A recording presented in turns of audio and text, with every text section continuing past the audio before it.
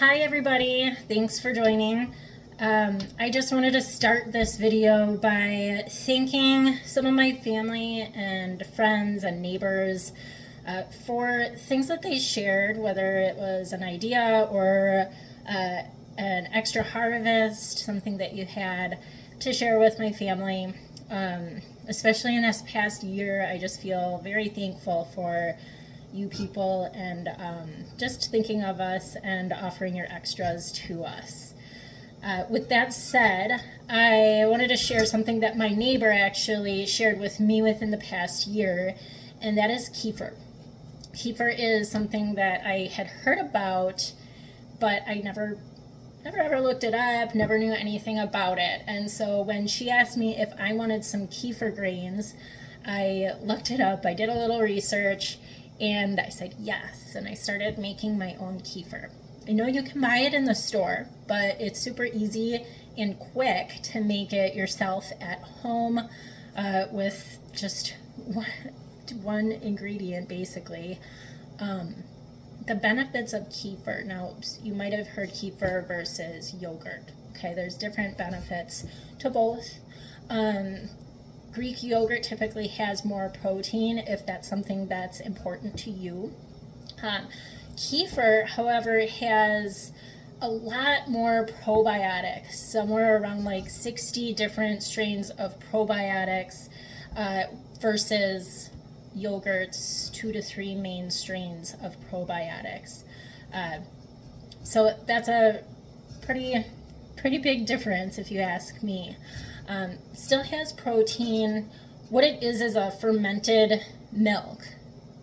And so because it's fermented, then that bacteria is breaking down the lactose in the milk during the fermentation process. So a lot of people who are lactose intolerant can actually handle kefir products.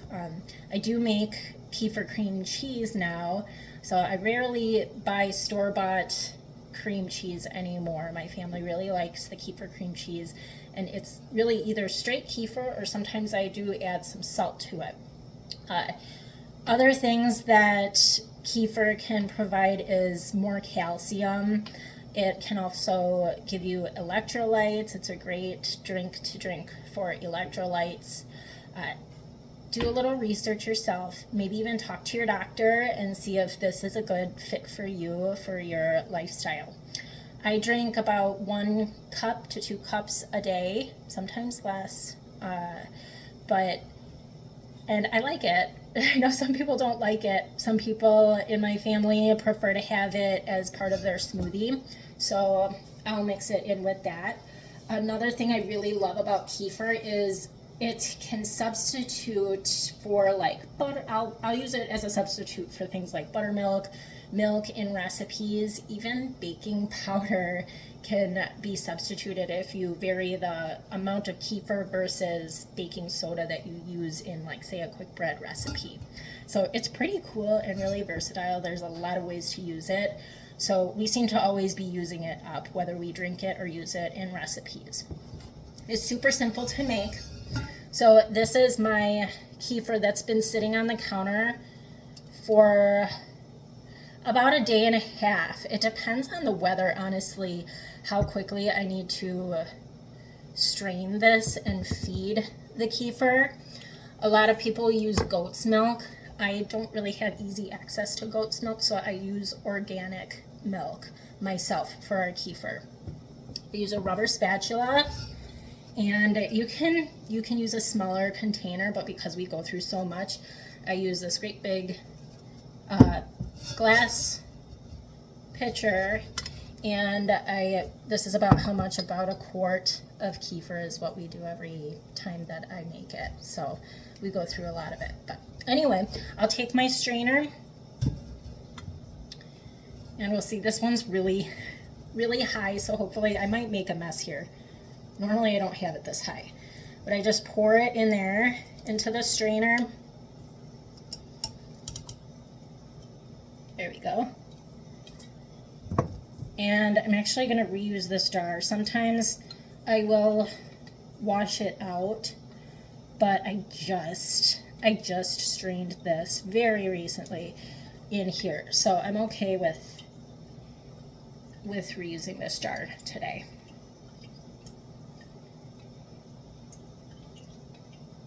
And it makes for a quick video, right? I know you guys don't want to listen to me all day. All right, so I take my rubber spatula and I just start stirring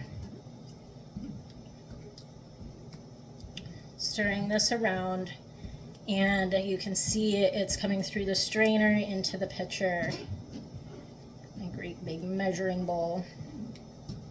And it doesn't take long. I do this a lot of times. I'll do it before I leave for work, and you know, I've got 3 kids myself to get ready to leave the house, and a whole lot of other things to do. We have animals, I have breakfast to make, right? But this literally does not take long. I can even do this and my sourdough in one morning before going to work.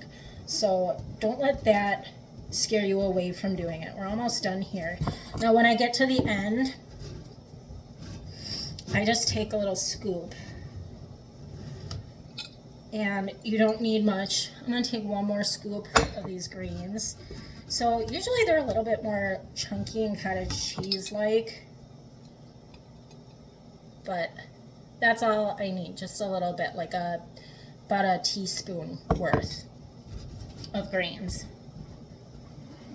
in there. And we'll just push it all through. Sometimes if you let it sit longer on your counter to ferment, it's going to be a little more of a sour taste. That's why my kids don't love it too much. But if I stay on top of doing this, it gets a sweeter taste and it's not nearly as sour. My oldest daughter likes to drink it just by itself. She absolutely loves the cream cheese. The other kids, some of them will take it. Some of them I have to hide it in a smoothie, like I said. All right, so we scraped all that off. I made a tiny bit of a mess. But here, now we have this right here, okay? This is my finished stuff. I can use it to make cream cheese. Make sure you also like and subscribe to my YouTube channel as well so that you can stay on top of these videos, because I'll do another video of cream cheese for you.